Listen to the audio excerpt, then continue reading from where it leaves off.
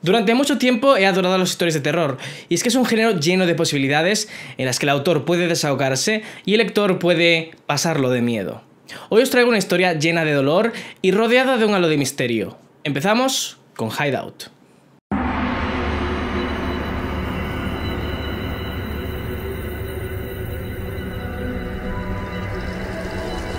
Hideout es un manga de tomo único con temática seinen, escrita por Masasumi Kakizaki y publicada originalmente por Shogakukan en Japón en el año 2010. En España fue licenciada en 2014 por Milky Way Ediciones, con una edición exactamente igual a la original, con 224 páginas, 8 de ellas a color y con un precio de unos 8 euros. Seiichi es el protagonista principal y es un escritor de poca monta, adolecido por la falta de inspiración y que además tiene problemas con su pareja actual, Miki. Así pues, y dispuesto a empezar de nuevo y a conseguir algunas ideas, decide irse con Miki a una isla paradisíaca con la excusa de que han estado distanciándose demasiado y que necesitan algo más de tiempo juntos. Lo malo es que desde lo más profundo de su ser no se quieren tanto, y durante una tormenta tropical en un 4x4 y perdidos en mitad de la selva de esta isla paradisíaca, van a saltar sus verdaderas emociones. Y además encontrarán alguna que otra sorpresa. Vaya que sí, y es que he decidido no deciros la sinopsis que viene en la contraportada del tomo, porque en mi opinión cuenta cierto detalle que no hace falta realmente, no es que sea un spoiler, porque se descubre a las 5 o 6 páginas de haber empezado, pero que en mi opinión no hace falta contarlo para que te empiece a picar la curiosidad sobre esta historia. Lo primero que podríamos pensar es que es una historia de terror al uso con algún toque psicológico, pero sin embargo va más allá que eso, y es que tiene una gran ambientación y una enseñanza final por parte del autor. Además, la historia engancha bastante rápido y yo creo que nadie se va a quedar a medias sin saber lo que pasa.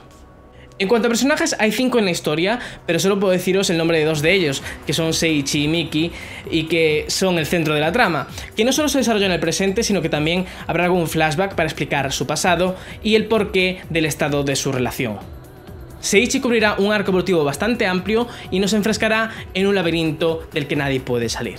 Si por algo destaca Masasumi por su estilo de dibujo, que es realista, muy detallista y con claro corte seinen. Sin embargo, en esta historia utiliza la técnica de claroscuro de forma magistral, creando una atmósfera tenebrosa y bastante siniestra, la verdad.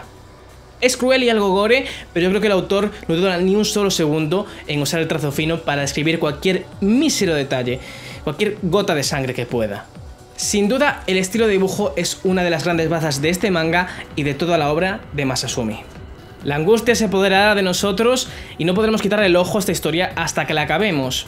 Aquí el autor hace un gran trabajo con una ambientación espectacular y con una historia que, bueno, más o menos puede llamarte la atención.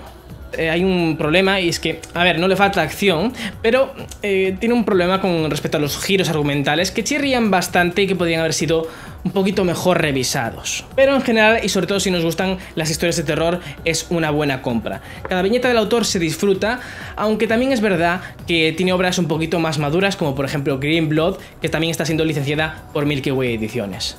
Y hasta aquí la review. Recuerda que tenéis en la descripción My Anime List con todos los animes y mangas que he visto y leído, sus respectivas notas, y también tenéis la cuenta de Twitter en la que pues os iré avisando de los nuevos vídeos que vaya sacando y obviamente pues podremos comentar alguna cosilla de este mundo.